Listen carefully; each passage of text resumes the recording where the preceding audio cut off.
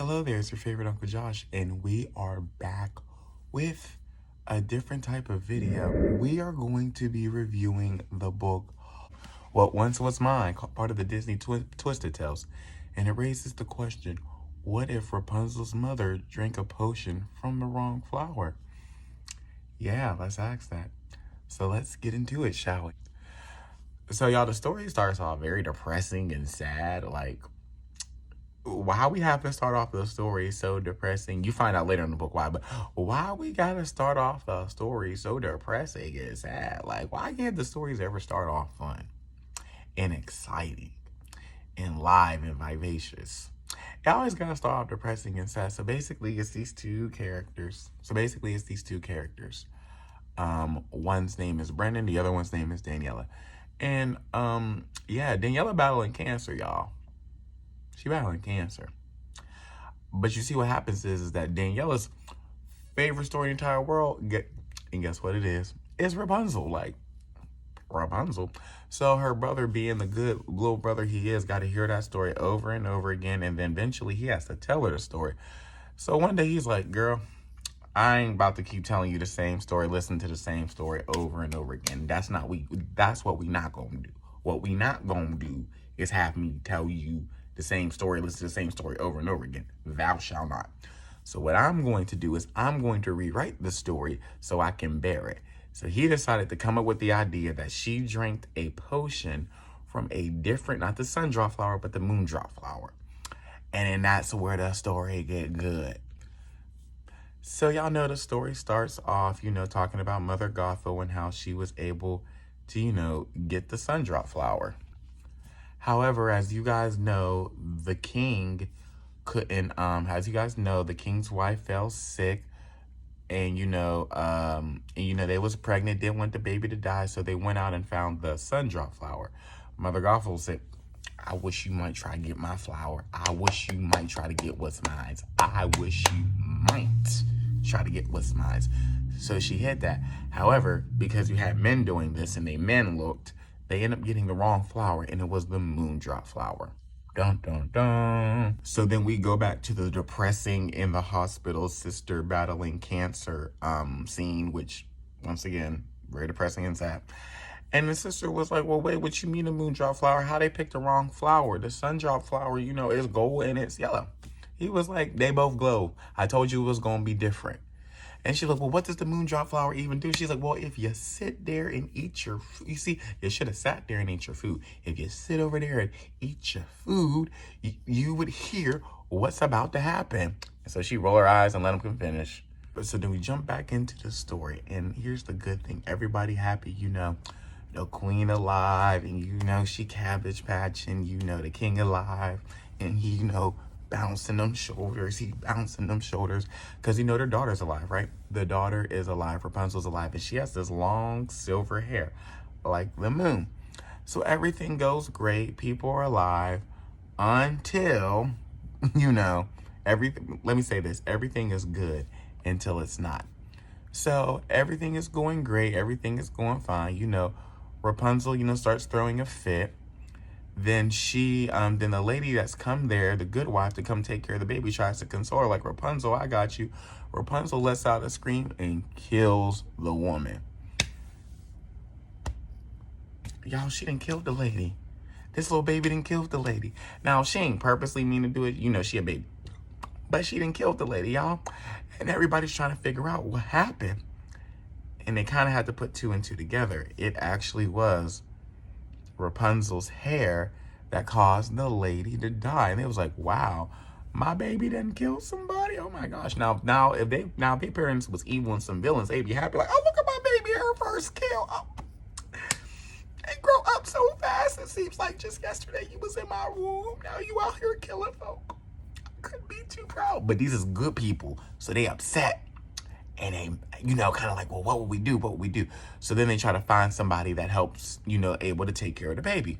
Here comes Mother Gothel. Mother Gothel hears about this because, the king, he done put it out there. Y'all know who to tell. Keep it on a hush-hush, but tell who you need to tell about this baby and somebody that can take care of him because this is dangerous. So Mother Gothel comes in, and be like, hey, I can be of a service. I can take care of your baby. I can make sure your baby is good. I can make sure your baby is well taken care of. And you ain't got to worry about a dang thing. They was like, should we do it? Eventually they do it. It breaks the queen's heart, but she feels like what she's doing is for the best. It's not for the best. I need for them to understand that what they did was stupid and dumb and just very asinine. Like, it's just lack of intelligence. Like I don't think people were thinking as much. Who was doing the thinking in this era? Because I don't think nobody was. There's not a lot of people who were doing good thinking in this era. Then on the same night, like a couple hours later, a witch came through and was like, hey, I'm here for the baby. And then some guard was like, oh, well, the baby's already taken. They was like, okay. See you soon. And walks out, implying like, y'all didn't get that girl to the wrong person. Sorry to that baby. So then Daniela, I guess, is a feminist and talks about how her brother's patriarchal eye is, messing up the story. And I'm like,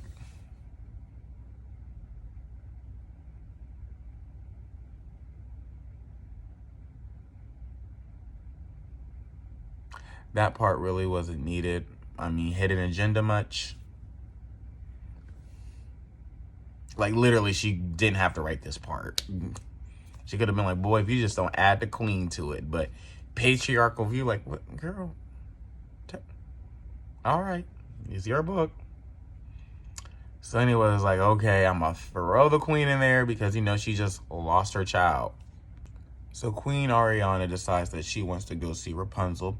So, she had to work a little magic, do what she had to do. But they were able to get her to Gothel to see her child. She never actually went in and to hold her, but she saw her from a distance. And because she saw her and because she did that, this caused her to want to do good things in the kingdom, make sure that people aren't just getting kids for like labor, making sure kids eat, make sure kids have good homes. Like, because she couldn't be with her daughter, she made sure that every kid in the kingdom was set up and did right. Because before then, that kingdom was not doing right by their kids. Not doing right. They ought to be ashamed, but it's because of Rapunzel that they were actually able to do right. Then we get to like the scene in Rapunzel that everybody knows her for, Entangled. She is been locked in the tower for about 19 years. She, what else that girl do? Y'all help me out here in the comments. She's in the tower. She has her schedule. She sticks to it. And yeah, that's basically it. And she pretty much has the schedule. Her hair is just silver, but it's all over the place. So, hey. Then, as you guys know, Gothel's just evil. That's just who she is as a person. And there's nothing that can change that. So we find out Gothel is trying to sell Rapunzel to the highest bidder. And one of the ways she's trying to do that is bring up the fact that she has like murderous hair that does kill people. It does, but there's more to it. But Gothel's evil, but like, she's less evil than certain people. She's like, I can't sell this. Like, she's like, all these people I can sell the daughter to.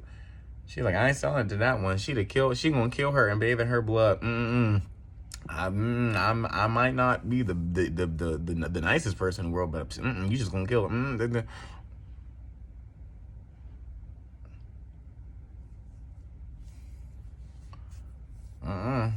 We can't do that.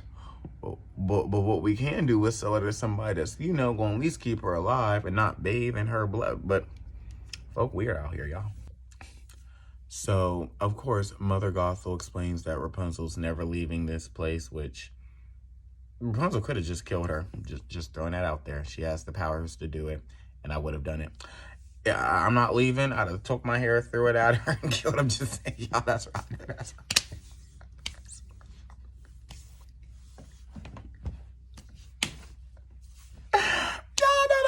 I would have just took my hair and threw it at her and kind of like, I believe today.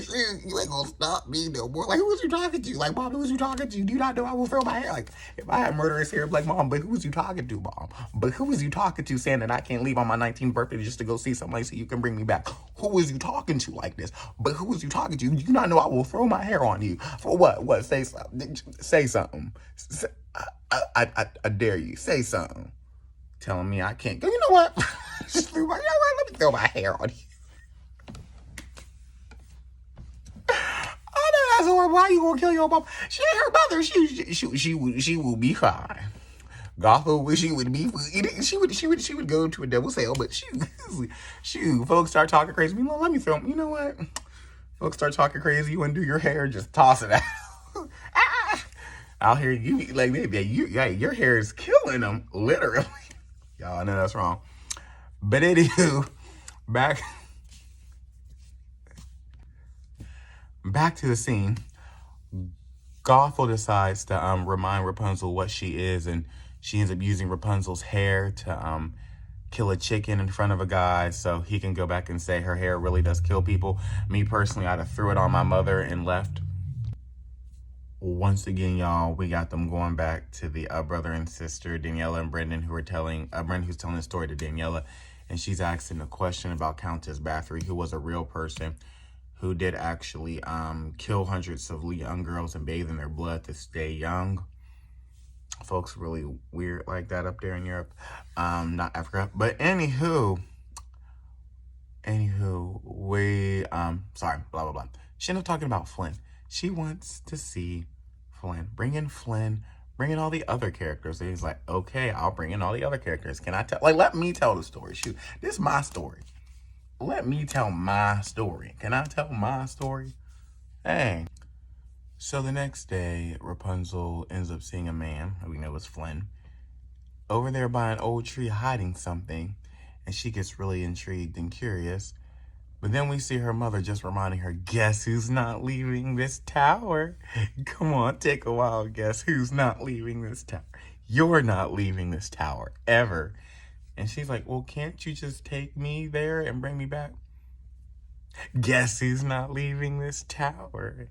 Guess, come on, guess who's not? Yeah, if you guessed you're correct. Rapunzel's like, okay, I'd have threw that murderous hair on her. I sure would. And thank you all for joining me for part 1. There will be other parts available. Like, comment, subscribe, and share, y'all. And come on, y'all, let's have a dialogue. Don't act like you don't read this stuff. Let's talk about it. And don't act like you never wanted somebody to read it with you. Now, come on now. It's a book club.